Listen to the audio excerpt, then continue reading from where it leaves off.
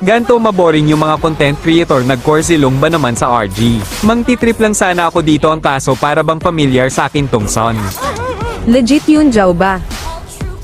Syempre nag-reply nga ako dito ng fake lang para hindi na sila mag-chat para makapag-focus ako sa mission ko. Pero nagulat nga ako dito kasi mukhang target lock niya ata ako. Target lock ka sakin. Aba mukhang meron na naman gustong subukan ako. Ang content ko sana dito ay mang trip ng kakampi ang kaso mukhang ako ata yung pagtrepan haha.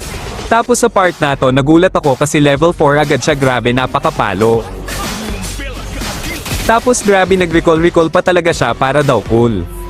Heto pala siya guys, comment nyo nga kung nakalaban nyo na siya. 5k matches lang naman siya sa Sun tapos 5 beses na siya nag-top global, grabe napakapalo. Nakikita nyo naman yung level ko dito kaya syempre mag-farm lang sana ako ang kaso anabangan niya na naman ako. Mapapatanong ka na lang talaga sa kanya kung trip mo ba ako?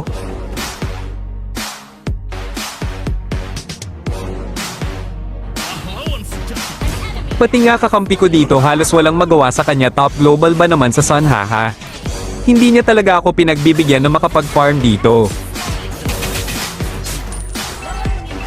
Pag ikaw tong sa kalagayan ko guys, halos mag-quit ka na lang talaga pag ganto kalakas kalaban mo. Pero hindi pa rin ako sumoko dito guys kasi alam kong habang may tore pa hindi pa tapos yung laro.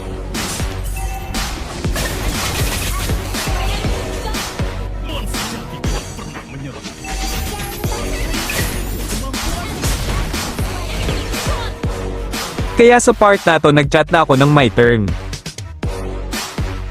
Ang kaso ang nangyari wrong turn pala kaya ayun uwi na naman ng base haha.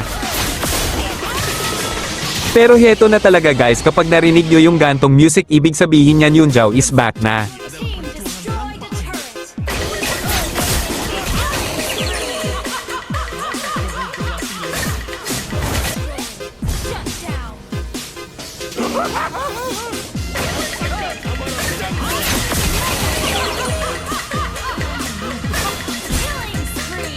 Mapapachat ka na lang talaga ng idol.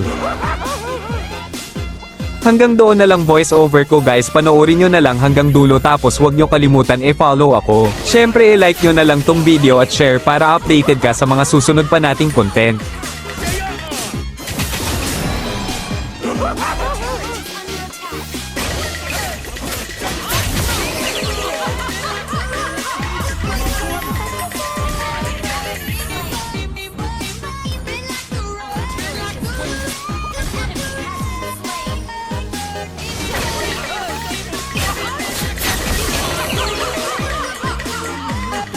Ha ha ha!